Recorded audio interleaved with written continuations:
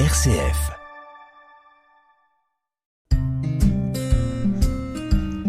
Bienvenue dans Paroles et chemins de prière sur RCF Cœur de Champagne. Avec Marie-France Gabriel, partageons un moment pour nous ressourcer spirituellement. Bonjour les amis, je suis heureuse de vous retrouver autour du livre du Père Lionel Dalle, Le miracle de la gratitude pour goûter une vie nouvelle, paru aux éditions de l'Emmanuel. La dernière fois, nous avons parlé des ennemis de la gratitude.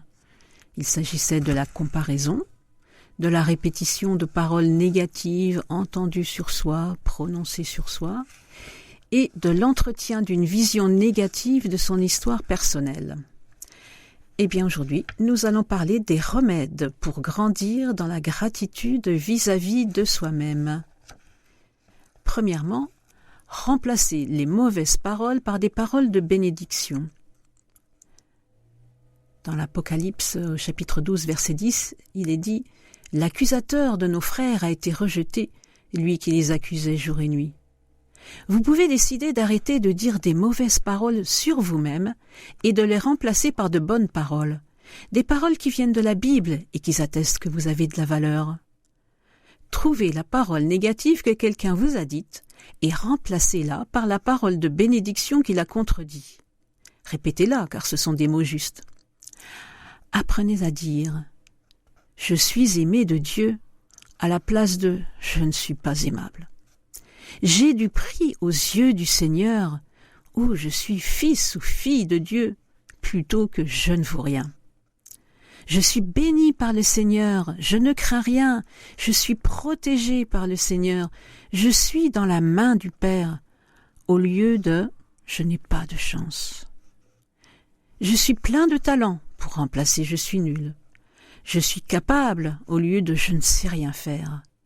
J'ai été désiré par Dieu plutôt que je n'ai pas été désiré. J'ai été attendu à la place de mes parents ne voulaient pas de moi.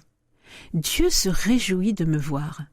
Les thérapies cognitives ont bien compris que le langage a la vertu d'influencer la pensée. En effet, nous devenons ce que nous pensons tout au long de la journée. Ici, il ne s'agit bien sûr pas d'autosuggestion naïve, mais de la profession d'une vérité de foi. Comme chaque homme appelé à l'existence, je suis aimé de Dieu. Peut-être êtes-vous tenté de penser « si je me valorise, si je me fais ou j'accueille des compliments, ne vais-je pas devenir orgueilleux, orgueilleuse ?» Bien sûr que non, ce n'est pas le compliment qui est périlleux, mais le compliment qui détourne de Dieu et centre sur soi. Je vous propose de choisir dès à présent les paroles qui vous conviennent, c'est-à-dire celles qui vous guérissent des mauvaises paroles, et de les répéter toute la journée. Deuxièmement, accueillir l'amour inconditionnel de Dieu pour soi. C'est le remède le plus puissant et le plus fondamental. Dieu nous aime d'un amour éternel.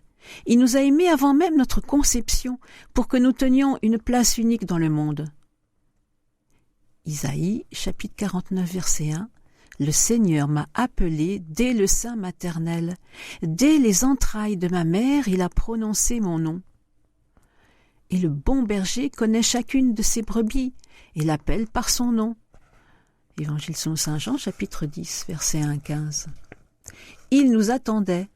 Il s'est réjoui de nous voir naître, vivre, grandir. L'amour de Dieu est inconditionnel. Chacun de nous est aimé pour ce qu'il est et non pour ce qu'il fait. Dieu nous aime, quoi que nous ayons fait et quoi que nous fassions. Bien sûr, il ne se réjouit pas des mauvaises choses que nous faisons, mais même lorsque nous nous éloignons de lui, il continue de nous aimer. À chaque instant, il est prêt à nous donner sa miséricorde pour que nous puissions reprendre un nouveau chemin. 2 Timothée chapitre 2 verset 13. Si nous sommes infidèles, lui reste fidèle, car il ne peut se renier lui-même.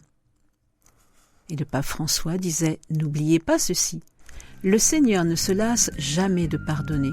C'est nous qui nous lassons de demander pardon. » Un temps de réflexion avec Marie-France Gabriel.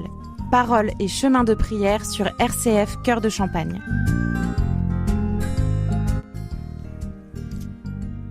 Peut-être avez-vous déjà expérimenté l'amour de Dieu pour vous. C'est une bénédiction qu'il est toujours bon de se rappeler, d'approfondir. Voulez-vous ouvrir davantage votre cœur à cet amour?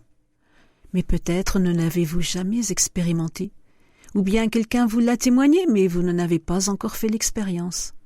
Dans ces cas-là, il faut vraiment le demander au Seigneur, car il désire vous révéler son amour. Il suffit de lui dire « Seigneur, je n'ai pas fait l'expérience de ton amour, j'aimerais tant la vivre. Je t'ouvre mon cœur, viens dans ma vie. » Et répétez cette prière. Le Seigneur va vous exaucer. Prendre un temps d'adoration de cœur à cœur avec le Seigneur permet de tout déposer, nos fardeaux, nos peines, nos paroles toxiques, et d'accueillir la paix, le pardon, la lumière qu'il veut nous donner. L'amour de Dieu est le remède à tous nos problèmes. Troisièmement, reconnaître et faire régulièrement mémoire des signes de l'amour du Père dans sa vie. Le pape François constate qu'entretenir une vision négative de notre vie empêche de voir la présence discrète mais réelle de Dieu à nos côtés.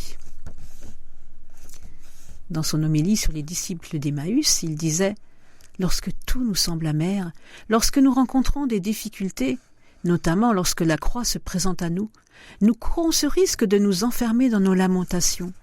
Et pourtant, dans ce moment aussi, le Seigneur est proche de nous, mais nous ne le reconnaissons pas.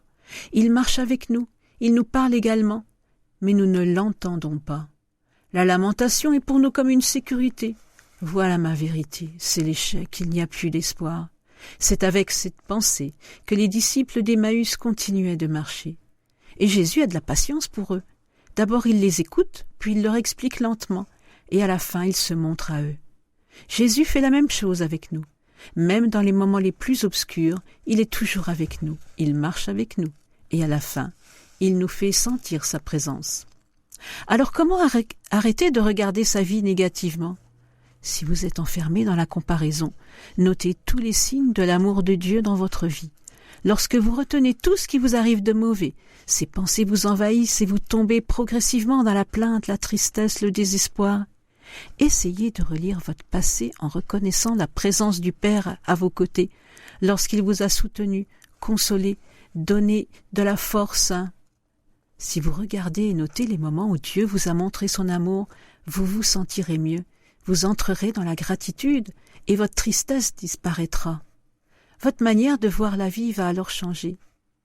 Voici quelques textes de la Bible que je vous propose de lire et méditer. Le Seigneur est mon berger, je ne manque de rien. Si je traverse les ravins de la mort, je ne crains aucun mal, car tu es avec moi. Ton bâton me guide et me rassure. Psaume 22. Psaume 17. Dieu, mon libérateur, le rocher qui m'abrique, mon bouclier, mon fort. Psaume 30. Devant moi, tu as ouvert un passage. Et psaume 115. Comment rendrai-je au Seigneur tout le bien qu'il a fait?